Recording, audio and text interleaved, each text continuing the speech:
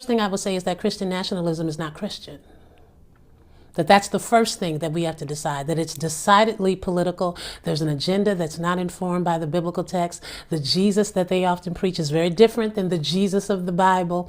And the agenda that is set forth as important to God has nothing to do with the agenda that we find in Luke 4.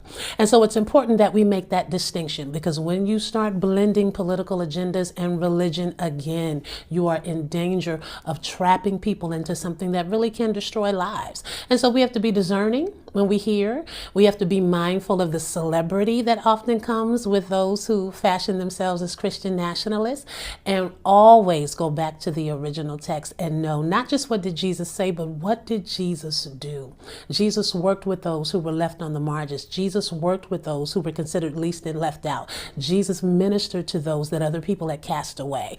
And so if there's not that string of ministering to those who are left out in a part of that preaching or that sermon or that agenda, it may be nationalistic, but it is not Christian.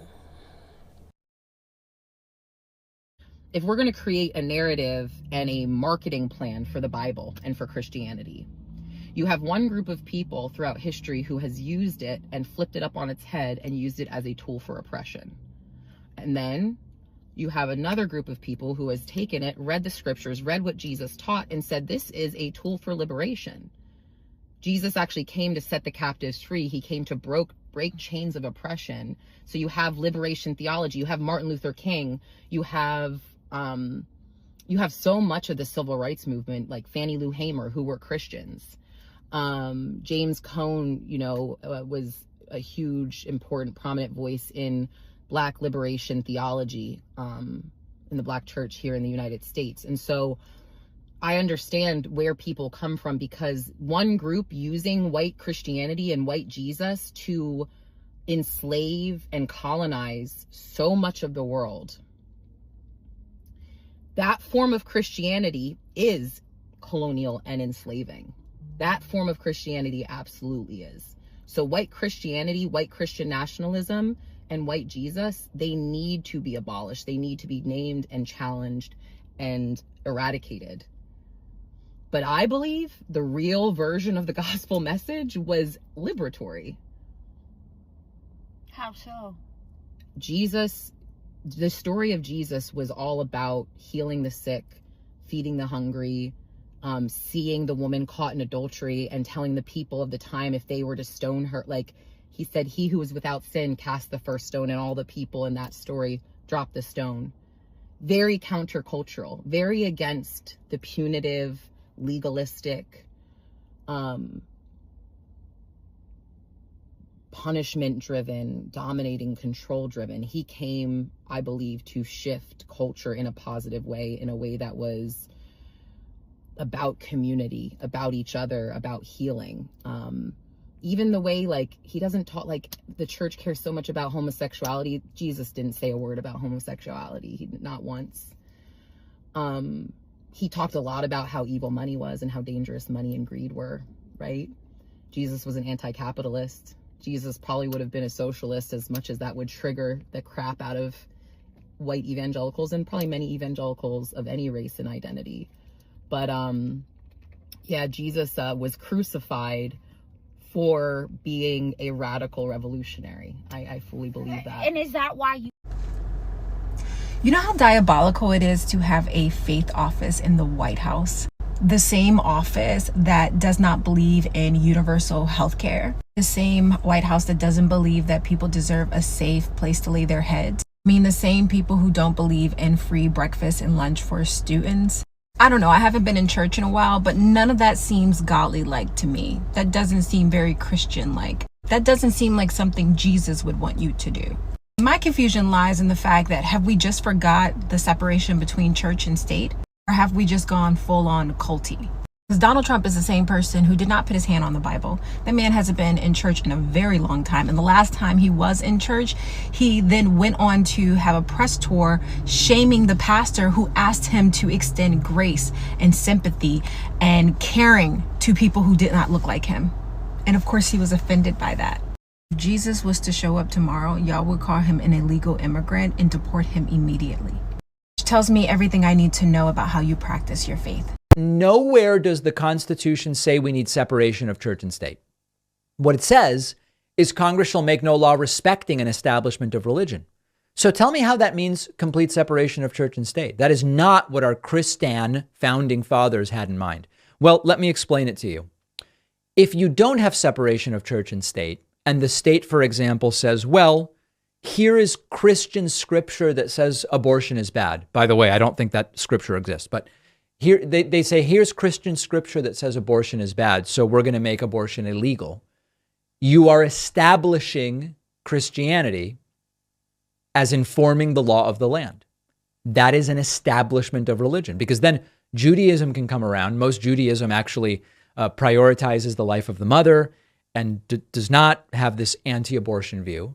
So Judaism would say, hey, we have sacred texts that say this is okay. Constitution protects religious freedom. And the reason for that is less complicated than you would think. Although certainly James Madison, who is known as the father of the Constitution, I'll shut up on that one, is known as the father of the Constitution, was very articulate about why he believed in the protection of freedom of religion. But let's go back before the writing of the Constitution and remember that many of the people who ended up coming from Europe and settling in what became the United States of America, the North American colonies, had come from countries that had been absolutely torn apart by wars of religion. The same is true for Canada, by the way. They understood the sheer horror of trying to establish a state religion. And one of the things that frustrates me when we look around us today and people talking about America being a Christian nation and we got to put that in the government is that because it is not in the government right now, everybody can fantasize about it being their religion that is put into practice. But if you actually think about the very bitter divisions, even in Protestant Christianity, over things that for those of us who are not in that community, just don't even recognize. We had bitter divisions throughout our history over which Bible was used. I'm afraid that's a bit lost on me, but we've had bitter divisions over when somebody gets baptized. Things that if you're not part of that, you're thinking, really, you're going to kill somebody over that?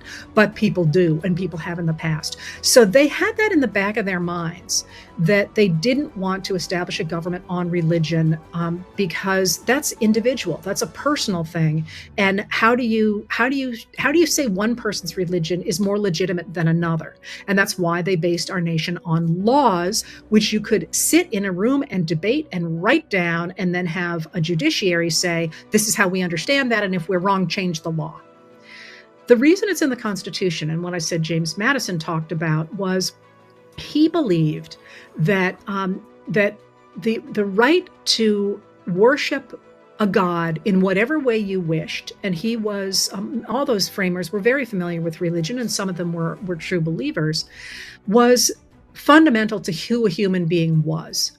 That if in fact the state could order somebody to worship in a certain way, that meant the state could take every fundamental aspect of that person's life in a way that the framers rejected or the founders rejected in the Declaration of Independence.